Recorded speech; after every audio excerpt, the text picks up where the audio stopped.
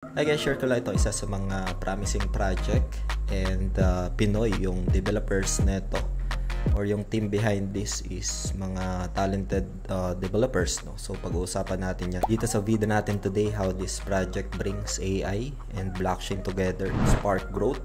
And they mentioned dito, this project can connect blockchain and AI to unlock new possibilities and drive exponential growth for business and communities, no? So, meron na sila ditong tokens as per checking sa CoinMarketCap. Decent naman yung 7 days nila, no? Yung kanilang contracts available dito sa DEX if you want to copy yung contracts nila. Tapos, if gusto nyong i-check dito sa may OKX DEX, no? So available, and as per checking nga dito sa 4 hours time frame, I would say nasa accumulation yung kanyang structure, no? So pag-uusapan natin itong project na ito, pero bago tayo dito magsimula, kung hindi nyo pa na-like itong video na ito, please like this video first, subscribe yung YouTube channel natin, turn all the bell icon para ma-notify kayo dito sa mga updates natin na ginagawa sa ating YouTube channel, guys, no? So ito, it's a quick overview lang dito sa pinaka-project, no? Meron na itong grants kay Arbitrum as well as Alchemy.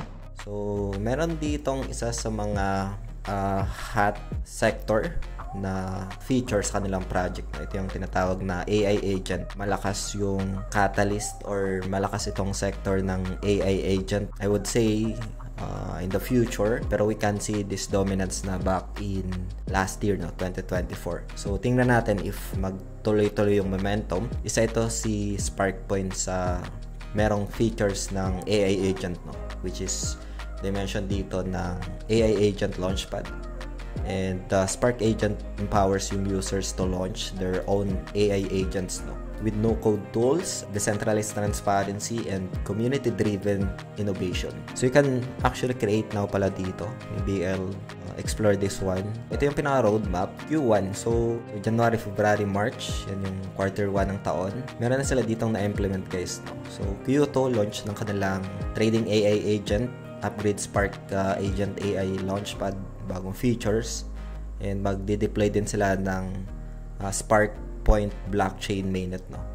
And during Q2, expand SparkPoint's AI ecosystems. And then Q3 naman, launch ng AI agents marketplace, including fully autonomous na Spark agent and integration ng SRK as native token on SparkPoint blockchain. Isa ito sa mga magiging governance token siguro nila sa sarili nilang blockchain, no, which is SparkPoint blockchain. So enable tradable AI agents with on-chain ownership, no. If we remember, isa sa mga dominant na project last year is yung Virtuals, no. Grabe yung nirally nung token na yon dahil meron silang mga features na kagaya din ng gantong na-mention dito.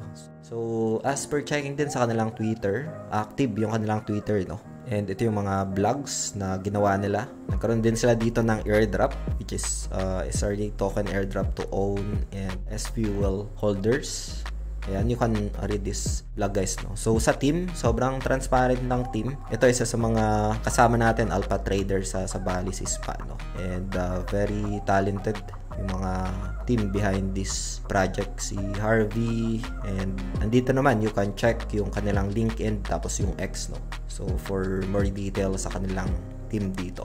So yun, this is basically the one of promising project in terms of AI agent, no? And as mentioned, if na-capture ko lang si Virtuals before, grabe yung price rally nun last year.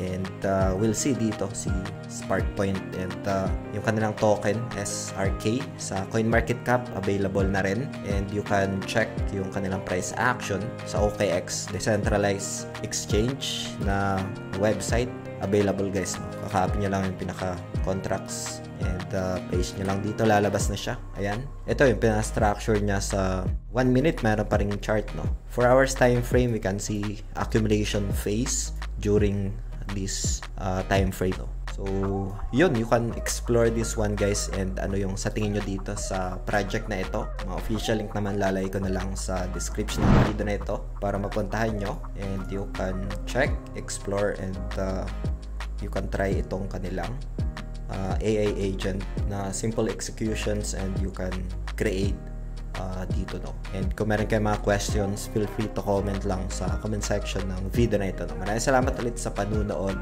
Ingat tayong lahat. Peace out. Bye for now.